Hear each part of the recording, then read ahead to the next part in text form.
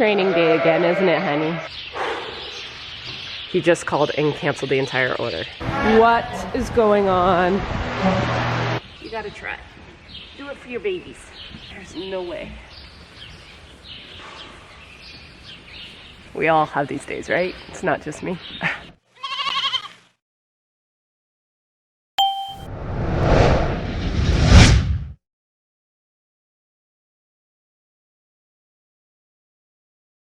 It's Monday and I purposefully waited until after lunch because I wanted to see your comments from yesterday to see if A, I should ship those lambs or if I shouldn't ship those lambs, and B, if you had any suggestions on this crazy rain sensor. And it's funny, by late yesterday afternoon, Mark and I were talking about it quite a bit, and we realized that we probably needed to funnel the rain onto the rain sensor, and you guys are all over that. So I want to see if that will work. Let's get my little rain cloud. All right, so they were right. See how that's angled? So let's move this. Kind of. Almost feel like I wish it would bend a little more. Okay, well let's try that. It's kind of angled towards that, so I'm hoping it'll drip off. Oh, you know what I could do, actually? There's a little wing nut here. Let's slide this out a bit. Okay, there was another screw, or a little hole here, so I moved the wing nut and pulled this out to the second hole. So this is actually hanging out a little further than this now. And then, if you see here, I've got it kind of angled towards it, so hopefully it's going to hit. I'm hoping it'll hit right there. So what I want to do is funnel it onto it. And I'm completely missing. I think I've got the distance right. I just got to move the angle. Try that.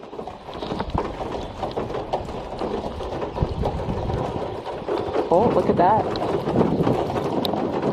Okay, I moved it too far. I want to move it. Oh, it's working though. I want it to hit like right directly on that boom. There. Look at that.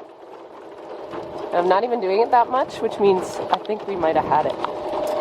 So there you go. Guys, you may have just saved my flooding issues, and this is why I YouTube. No lambs today. We are exactly 7 days today away from their due date. I don't know why they're all in the back of the pen. So for the rest of the afternoon, there's a few things I want to do. I really want to get the Grober automated lamb machine. I want to get that all cleaned out and ready to go. Get my lambing kit ready. Just odds and sods. I finally made a decision on those lambs early this morning and texted the guy that was really needing them. And I said, listen, I only have 7. It's really not worth the drive for me to go up there. And he said, actually, I really need those lambs. And then he just said I could actually take some a little bit lighter too. So I think what I'm going to do is run them all through again this afternoon, plus the back pen. So I'm going to weigh 2 pens and see if I can pull anything over 90 pounds out. He said he actually could use some lighter ones as well as the heavy ones.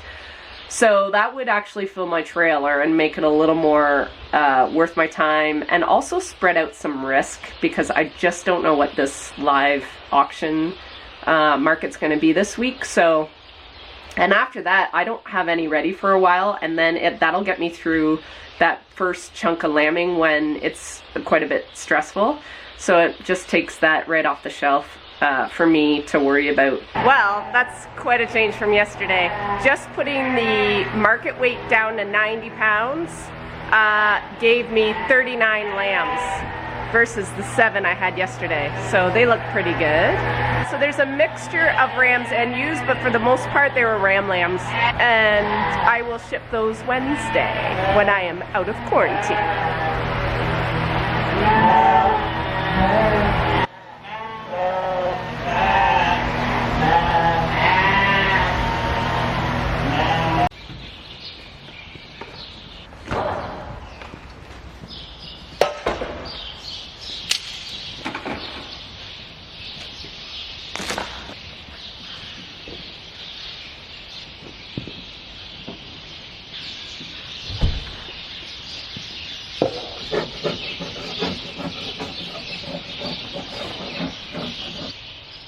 I got it all cleaned out. It was all underneath there and all back in the back corner. So I got the scraper and then I wet it and scraped it, and then I shop vac and just disinfected everything. I got this all cleaned out as best as I could, and then just cleaned off all the sides as best I could.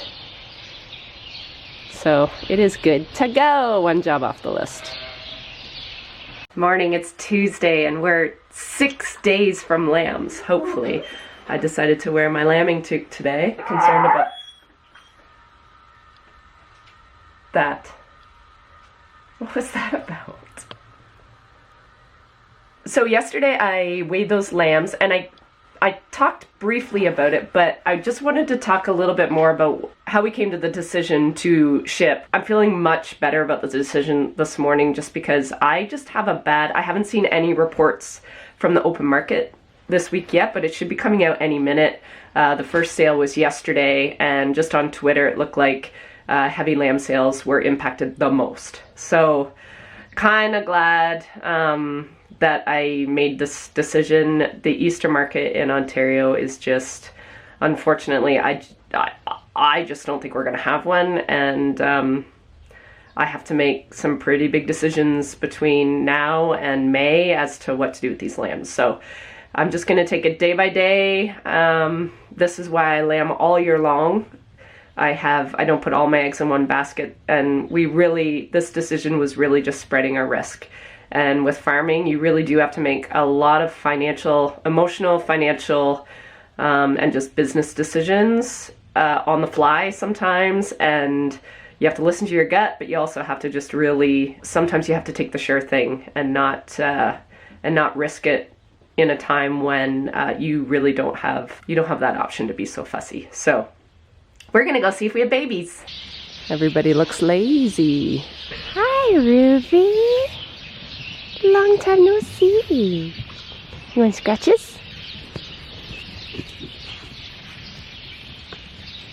It's like the March of the Penguins in here.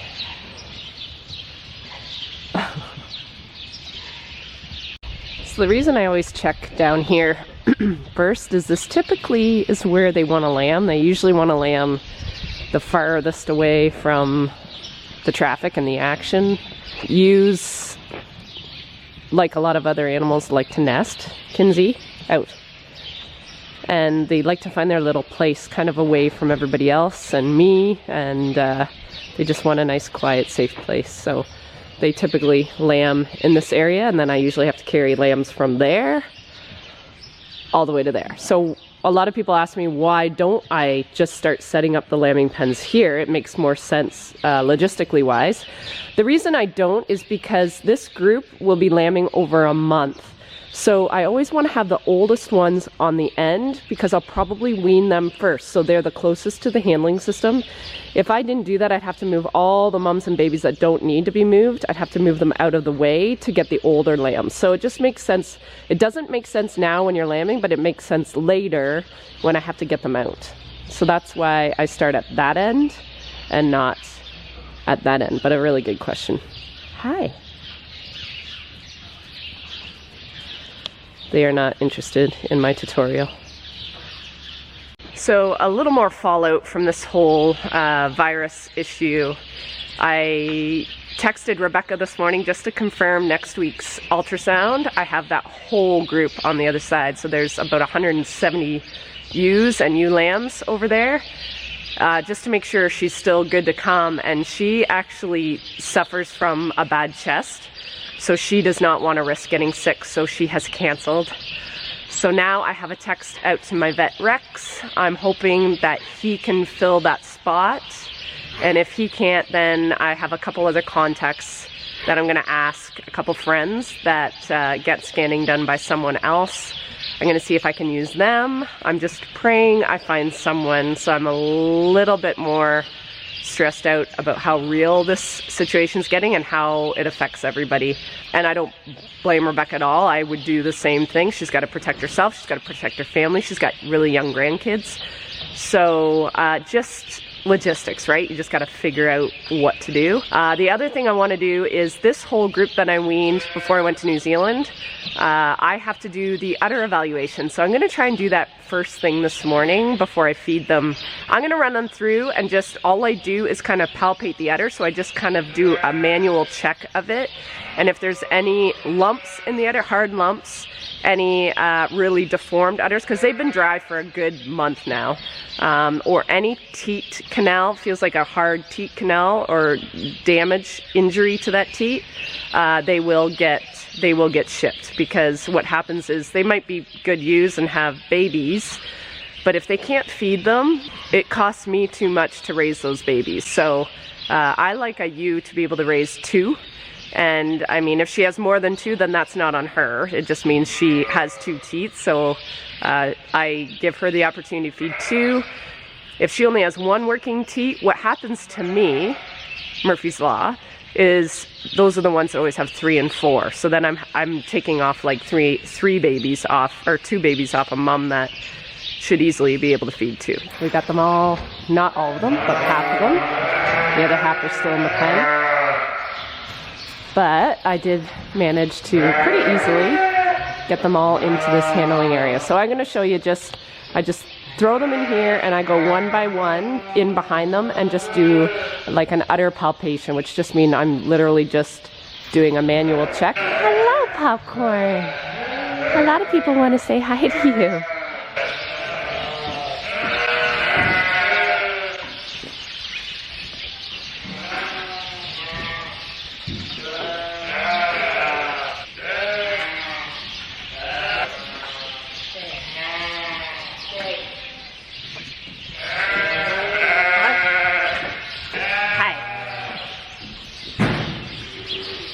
So good news, Rex is going to make room for me to do a pregnancy check. He's just trying to fit people in right now, doing their dairy herds and stuff. So what he doesn't have that Rebecca has is like a crate to do this stuff in, like a chute. So I do have, you know, I sometimes think I'm a hoarder, you know, with stuff like this. And the thing I did keep, I'm so glad I did, is stuff back here. You see that? Right there? Right there? It's a locking head gate chute that I literally was going to give to someone not too long ago. I'm so glad I sat on it. Mark and I are maybe gonna, I sent pictures to Rex, and he's gonna send me some configurations that we can put together and maybe manufacture our very own ultrasounding chute. And for biosecurity, this is nice to have. So now when Rebecca comes, she doesn't have to bring hers, because she's been to other farms as well.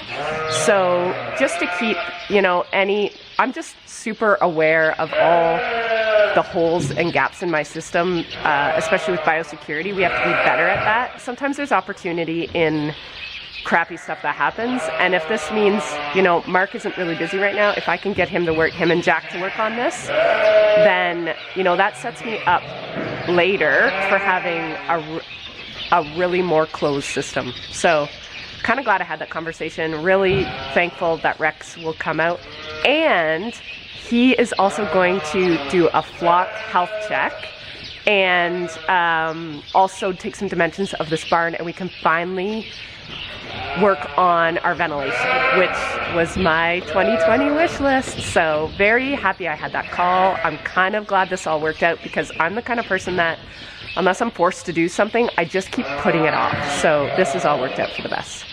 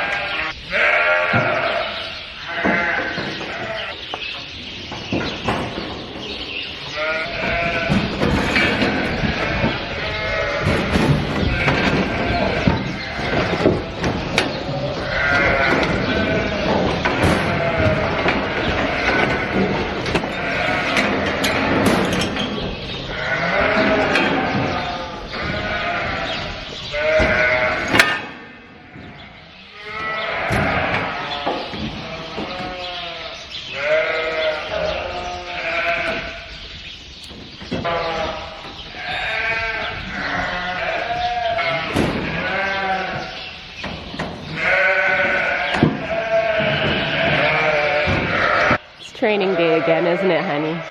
Yeah, that's your spot. So I've organized my vet already while doing this job, and now I'm organizing my shipping for tomorrow. So that's kind of a thing. So far I've had 73 go through, and only one ewe with a bad udder. It looks like she had a pretty bad case of mastitis. Usually if they get a fever with mastitis, they can have a lot of wool drop.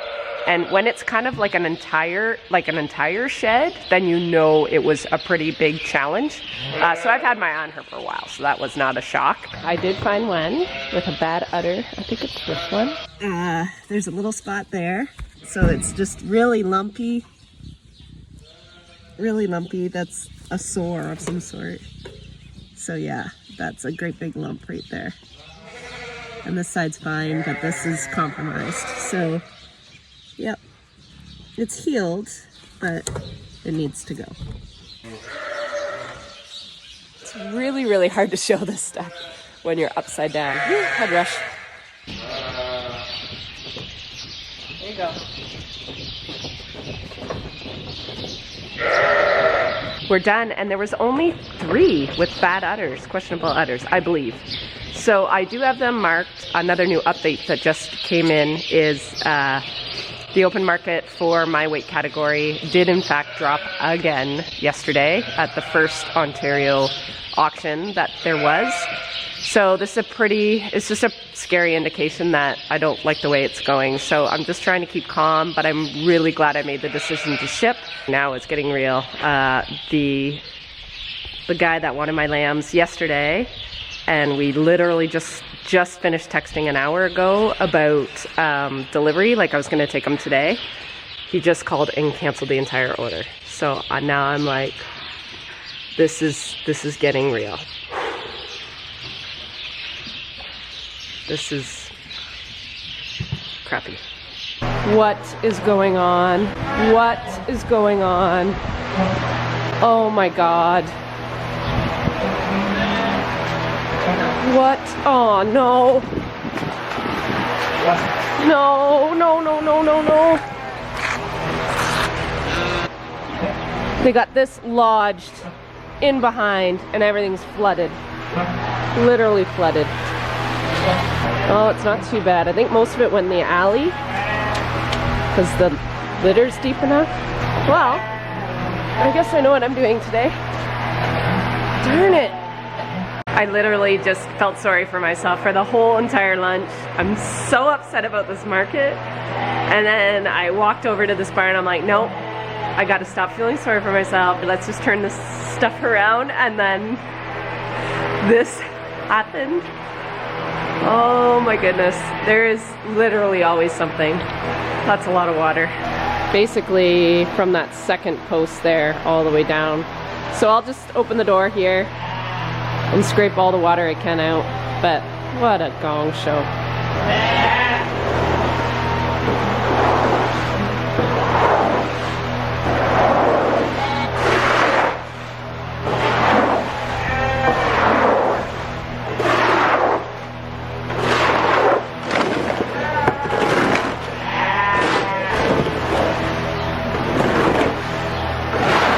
I think I got it cleaned out. Got the real heavy water out. I'm gonna just let the air, I've got all the fans on, I've got the door open. So I'm just gonna let this air out before I start spreading out hay again. But yeah, most of it's gone.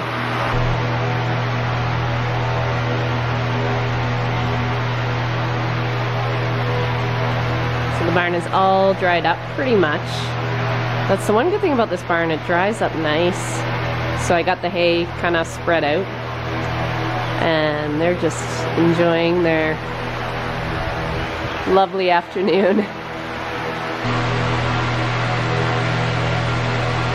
Well, as I was bedding up over here, I noticed I have a lady showing very early signs of pregnancy toxemia. We are about, like I said this morning, about 6 days away from lambing, so she's just having troubles getting up. And she's chubby, and it does happen to the older chubby ones. It shouldn't. They should have a ton of reserve, but they don't. She's probably full of lambs. Come on, lady.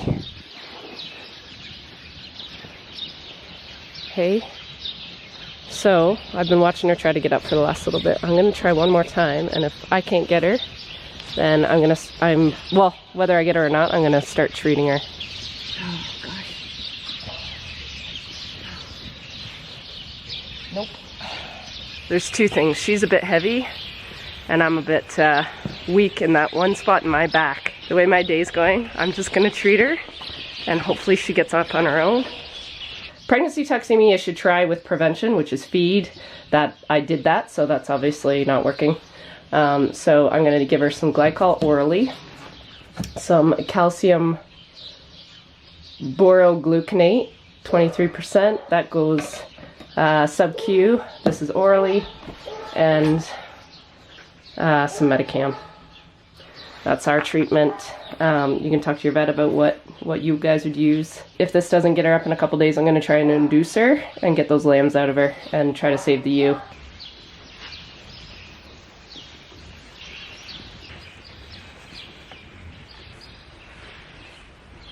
Okay, this is the glycol. Basically sugar, and to drench, you just basically, it's like tubing them, but I use a big syringe. There you go. What was that? That wasn't so bad. Next, I'm going to give the calcium. Now, I do this in a few spots because it's a big enough dose. So what I do is try to find some loose skin and make a tent, and then just put it right under the skin, sub-Q. Okay, that is the calcium. And then Metacam, which is a painkiller. And this will last 2 days, so I don't have to treat her tomorrow. But all these things, the glycol, I have to do twice a day. So I didn't do her this morning, but I'll do her twice tomorrow. And everything else is once a day. But the Metacam is every other day. That's all we can do. Okay. Can you try to get up?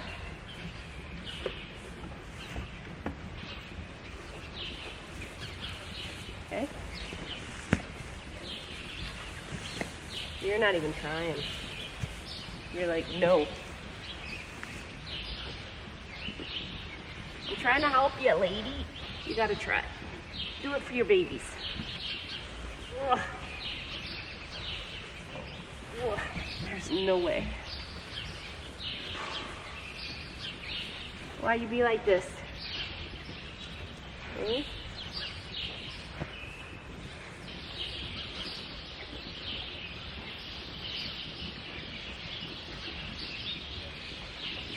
You are full of babies. Let's try to save those babies, okay? Please?